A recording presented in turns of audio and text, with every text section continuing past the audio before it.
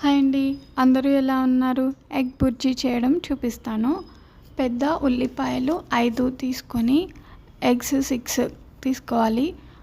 5 onions cut చేసి పక్కన పెట్టుకోవాలి. స్టవ్ పై కడాయి పెట్టి 2 టేబుల్ స్పూన్స్ ఆయిల్ వేడయ్యాక ముందుగా కట్ చేసిన ఆనియన్ వేసి ఫ్రై చేయాలి. పచ్చిమిర్చి, పసుపు చిటికెడు వేసి బాగా కలపాలి. ఇందులో శుభ్రంగా కడిగి పెట్టుకున్న కొత్తిమీర చిన్న చిన్నవిగా కట్ చేసి వేయాలి. ఉప్పు రుచికి సరిపడినంత, మిర్చి 1 టేబుల్ స్పూన్, కొంచెం ధనియా పౌడర్ వేసి బాగా ఫ్రై చేయాలి.